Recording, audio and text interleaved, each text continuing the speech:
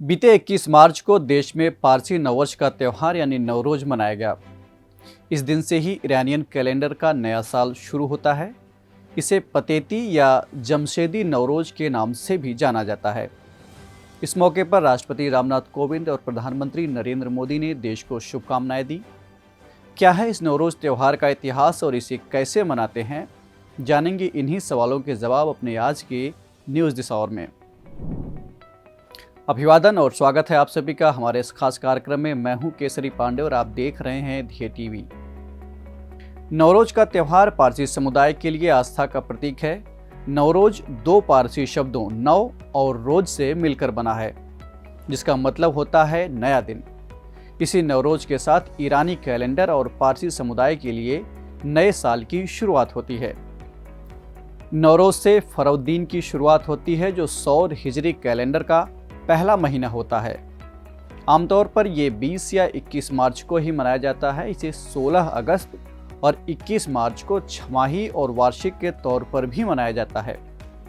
अच्छे काम से दिन की शुरुआत करना, कुछ अच्छा बोलना, घर की साफ सफाई, नए कपड़ों की खरीदारी और घर में दोस्तों रिश्तेदारों का दावत इस दिन का खास महत्व है।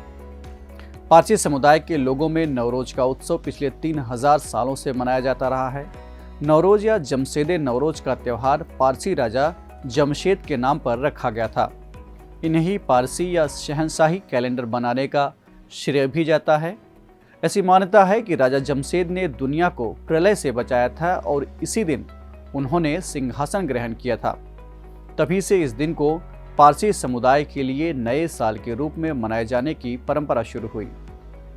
अंग्रेजी कैलेंडर में एक साल 365 दिन का होता है, जबकि इस समुदाय के लिए लोग 360 दिनों का ही एक साल मनाते हैं। साल के आखिरी 5 दिन गाथा के रूप में मनाए जाते हैं।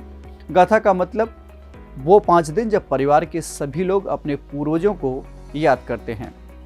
भारत के अलावा ईरान, पाकिस्तान, इराक, ताजिकिस्तान और लेबनान में भी ये त्यौहार हर्षोल्लास के साथ मनाया जाता है। साल 2009 में यूनेस्को ने नवरोज को भारत की अमूर्त सांस्कृतिक विरासत की सूची में शामिल किया था।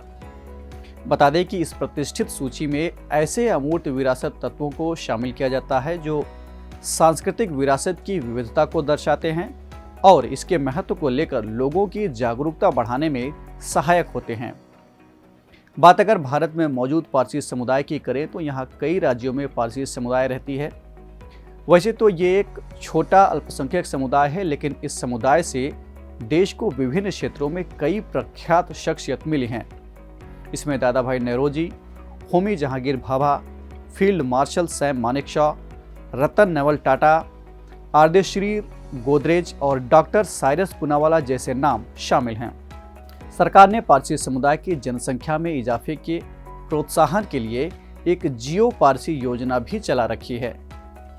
दरअसल पारसी समुदाय की जनसंख्या में लगातार गिरावट को देखते हुए सरकार ने इस योजना को शुरू किया है।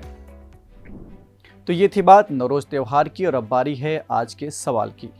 आपको कमेंट करके बताना है कि पारसी धर्म की स्थापना का श्रेय किसे जाता है। हम फिर मिलेंगे एक नए कार्यक्रम के साथ। तब तक के लिए पढ़ते रहिए और बढ़ते रहिए। नमस्कार।